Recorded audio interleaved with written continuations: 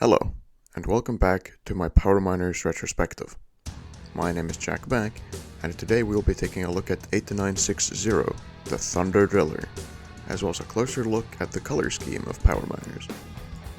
Starting off, let's see the characters for today.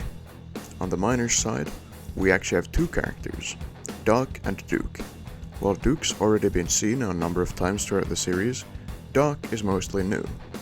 He comes with a new faceprint, and the final one of the four emblems, the star, signifying his status as the leader of the Power Miners team. In this configuration, he's exclusive to the set, but like with Brains, he shows up in a later set just with a visor added, so the exclusivity is a bit shaky. All this to say that he can be gotten for quite cheap. Like Brains, Rex, and the orange scar version of Duke, he showed up again after Power Miners, but unlike them, he instead moved on to Space Police 3. This means that all four named members of the Power Miners theme lived on after the theme ended, which I really like. It's rare to get this kind of interconnectivity between themes, though it is something that late 2000s and early 2010s themes did a good amount of, which is cool. Next, a quick look at Duke to show off his faceprint, and also these nifty goggles which make their first Power Miners appearance here, and remain as a very recognizable element of the theme. To be clear, these goggles were not introduced with Power Miners, they're a far older piece. On the monsters side, we have Firerox, the fifth and final rock monster of the first wave. He's also set exclusive, making him one of the hardest to get of the small rock monsters. Though that's not saying a whole lot, he goes for €3 or €4 on Bricklink. Interestingly, the name Firerox isn't exclusive to him, as there's also a character from Legends of Chima with that name. As for accessories, there's the familiar pickaxe and dynamite, the latter of the two now stored in a crate, a radio for Doc, and two orange crystals, which make their first appearance here, and have remained quite the rarity. Moving on to the set itself, the Thunder Driller is quite imposing, and save for the cockpit in the back, beautifully finished. It is often said that the Thunder Driller is the starting point for Power Miners, and that everything else was built around it. A quick look at some prototype promotional material confirms this, as we see what's basically the final Thunder Driller, alongside some other vehicles that never made the cut, at least not in these forms. More on this in the next episode. As for the play feature, rolling the Thunder Driller forward makes the drill spin, but not just that, the two parts of the drill rotate in opposite directions. This is controlled by the rolling of the front wheels, which means you can prop it up like this to spin it manually for any number of purposes. Now for a closer look. I'll start by going through the play feature step by step. As mentioned, it starts at the front wheels. The axle goes through this gearbox, which is actually the only part of the gear system that's visible from the outside. The cogs then transmit the rotation up into the engine housing. To see the next part, we need to pop off the roof, which comes off in one handy piece. Inside we see a larger cog on a table that connects to the horizontal cog from earlier via this 5-long axle. Notably, there's also a black bracket that seemingly serves no purpose. Finally, at the front we see the mighty drill, which can very conveniently be taken off as a separate component. Each of the three segments of the drill, those being the drill bit, the Power Miners wheel, and the wheel extension, all make their first appearances here, and have all remained rare throughout the years. But as for the actual features of the drill, there's a black cog at the inner end of it that lines up with the large cog in the engine housing. This also reveals the purpose of the bracket, as it helps keep both cogs in place. Further into the drill, there are 3 cogs that line up with teeth inside the wheel piece. This is what allows it to spin in the opposite direction to the drill bit. All of this makes for a fun, interesting, and fairly reliable function, and it is a function that has appeared in LEGO sets time and time again after the Thunder Driller. Now, since I skimmed past a fair few details throughout this explanation, let's backtrack and have a look at them. Starting off with the wheels. The wheels on the Thunder Driller are thicker than those of the Claw Digger, thanks to these wheel extension pieces, in black this time, which also make their first appearance here, as this set introduces this mold as a whole. The front wheels and back wheels are also different, in that the front wheels are whole components, while the back wheels are just 3 pieces slotted onto the axle.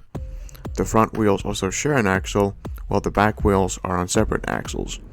This does mean that the axles are different colors, but I have a solution for that, which I'll get to later. Next up, there's the roof. All of it is built on this rare lime 54095, which makes its first appearance here. I unfortunately don't have an unstickered version to show. On top of the roof, there's a bit of greebling, a chain, and these gigantic floodlights, which unfortunately aren't the same model as what was seen on the granite grinder. Worse yet, is that they can't even be held, since they attach to the roof via these modified plates with rings, with the plates with bars being part of the roof instead. Luckily, flipping them is pretty easy if you want to do that. Though at the end of the day, anything smaller than these massive things wouldn't feel right for something as imposing as the Thunder Driller. Finally, there's this ladder, which doubles as a roll cage for the driver. With all that out of the way, let's turn to the rest of the Thunder Driller. The entire thing is built on a base of Technic bricks, various plates, and most notably, these two Lime 54091 fuselage pieces, which remain set exclusive to this day.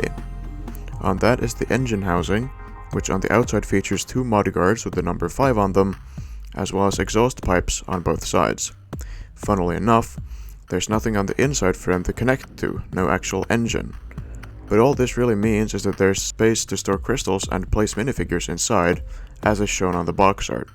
Even with the roof attached, there's still a clear gap in the back wall for items to be slotted in. Finally, there's the cockpit. It features two levers as controls, a display of some sort, probably so the driver can actually see where they're going, the crate that stores the dynamite, and what looks like an exhaust pipe that's blasting fire right in the driver's face. If anything, this makes me concerned for whoever's inside the engine room more than whoever's driving. Not that it seems like a good time for either one.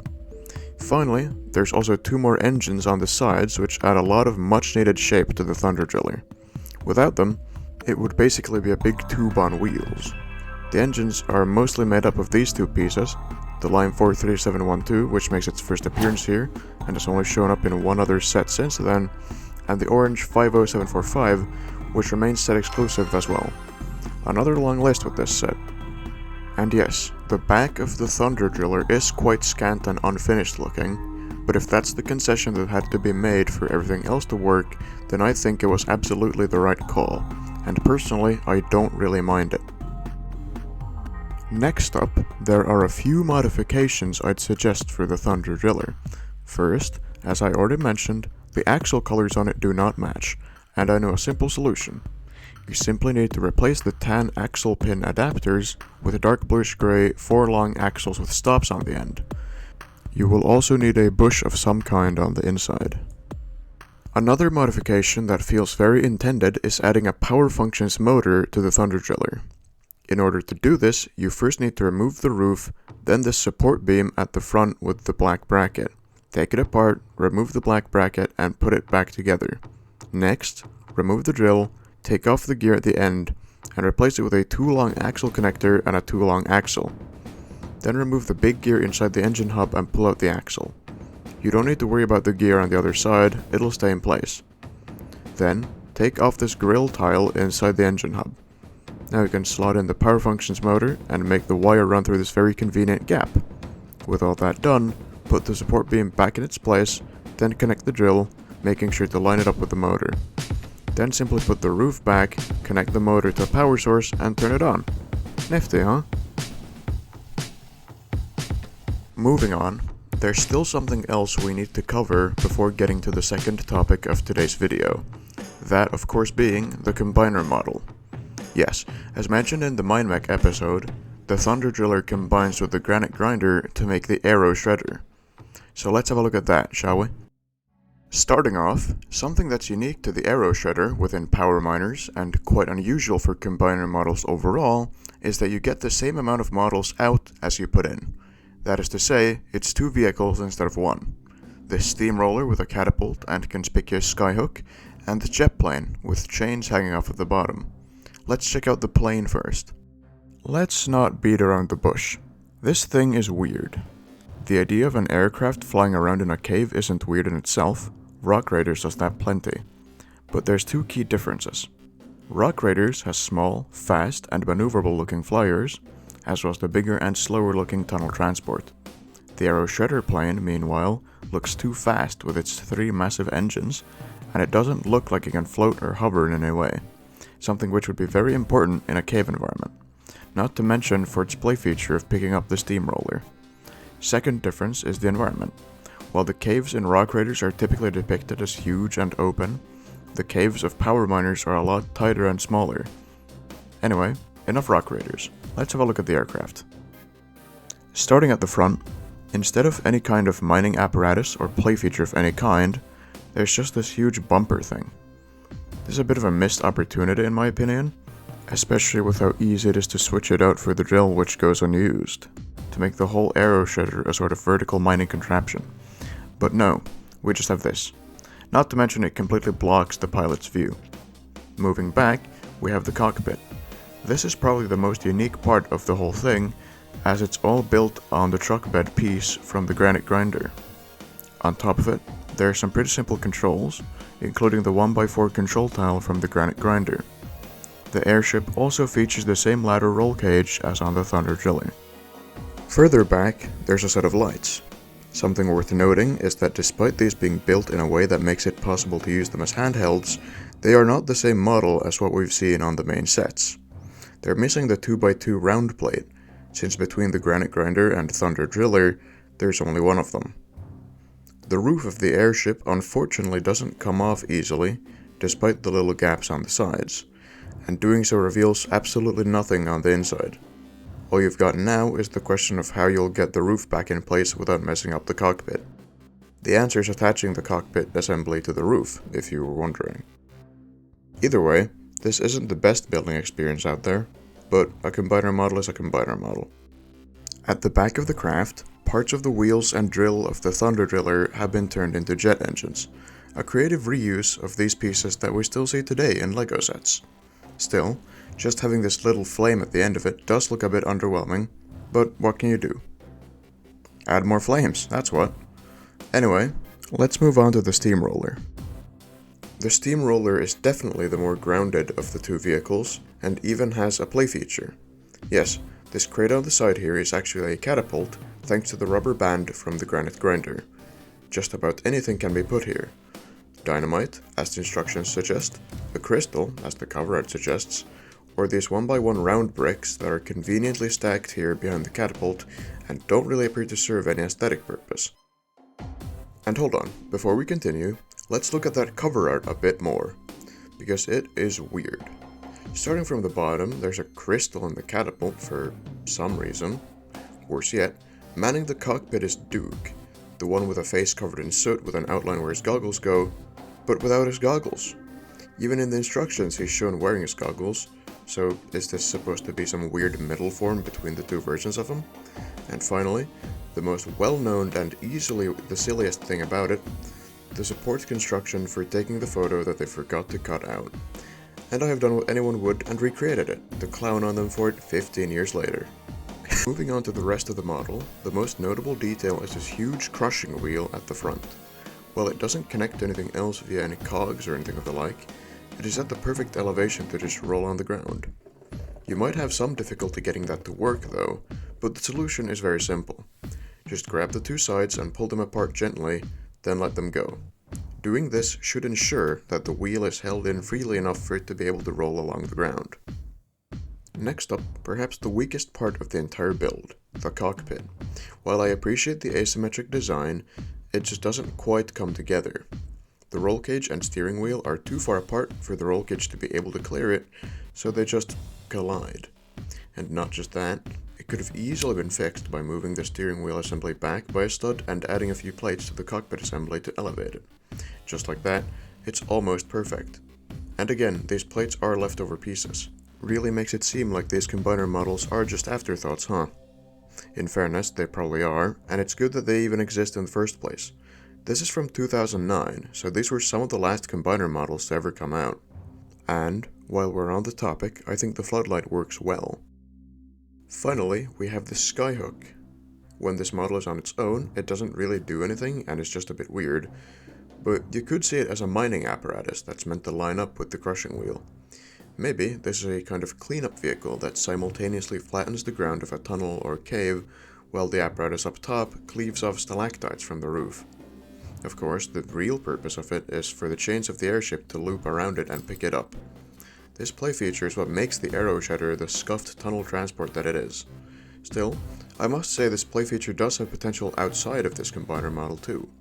The airship could pick up cargo, and the steamroller, as mentioned, could use the skyhook to cleave off stalactites and whatever else.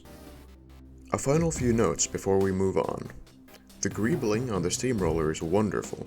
Everything from the machinery in front of the catapult to the engine block on the back are some of the highlights of the model. Second, a shared flaw between the two models. There's just nowhere to put all the accessories. All the clip pieces are unfortunately used in the build, and between the two sets there's very few to begin with. So you're just left with a bunch floating around.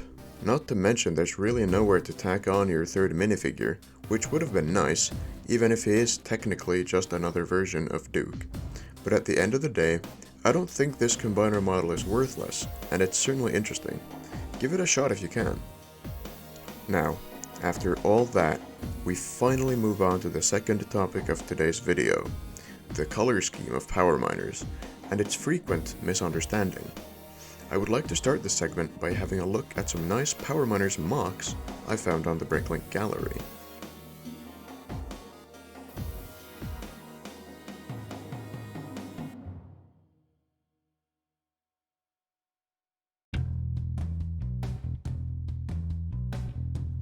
These are all pretty cool, right? Well, yeah, definitely. The builders behind them are skilled, no doubt. But there's something they get wrong, a certain reason they feel off. Now let's take a look at the sets we've already covered. The Stone Chopper, Mine Mech, Granite Grinder, Claw Digger, and Thunder Driller. See the difference? If not, I don't blame you. It's not obvious. You see, Power Miner's color scheme is often just said to be lime and orange. But it's not that simple. Orange is actually relegated to anything functional. This is most often seen in the form of play features, the mining apparatus and bed on the Granite Grinder, the claws on the Claw Digger and Mine Mech, etc.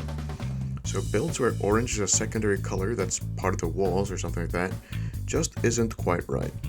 Again, I don't want to discredit the creations themselves, some of these I'm actually interested in building myself, but I just want to illustrate the point. But that's not all. A quick look back at the Thunder Driller shows that orange is also used on the side engines and this one piece on the roof. The engines are easy to explain. They're another functional piece of the vehicle, but just in universe. Up until I realized this, I had no idea why there were a number of sets that seemed to break the play features rule. The Thunder Driller, the Titanium Command Rig, and the Underground Mining Station, to name a few.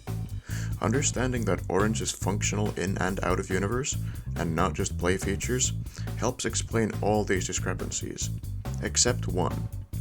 This single 2540 in orange is confusing. It's not a play feature, so that should make it an in-universe functional element. But what? Or maybe it's close enough to the drill to count for that? Maybe, but no. I believe this might be a unique case for an orange piece. Yes, orange appears within stickers too, quite prominently on the Thunder Driller, for instance.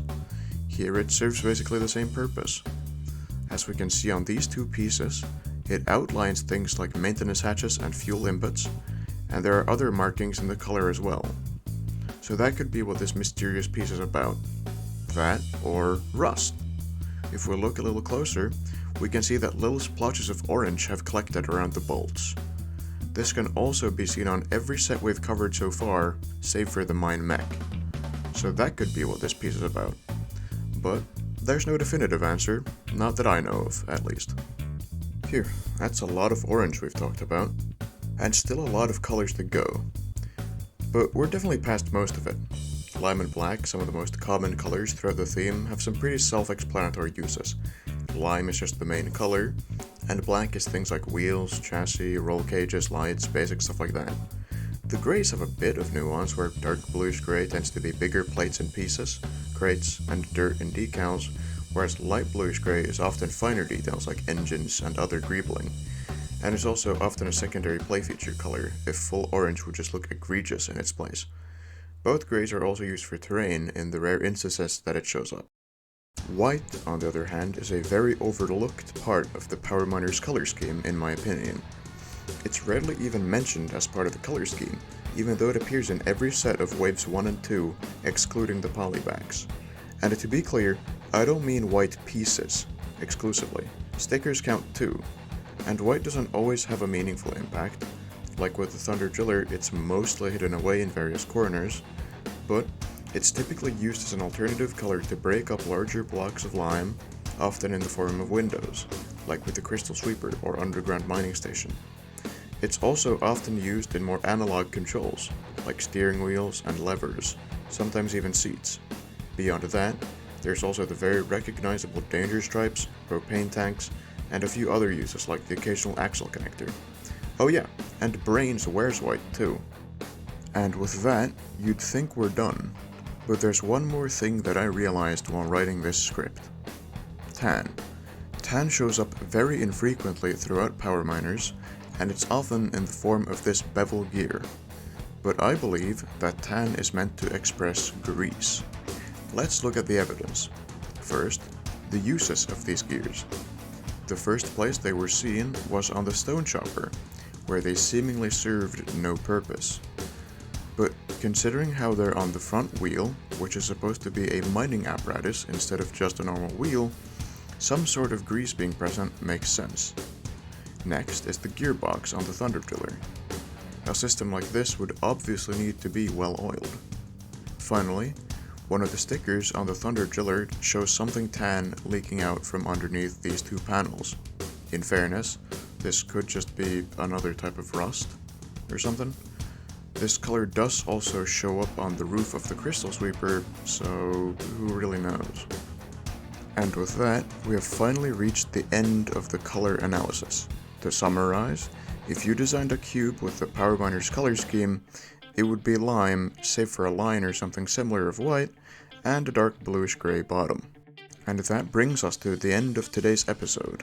Join me again next time for the flagship set of the first wave, the 8961 Crystal Sweeper.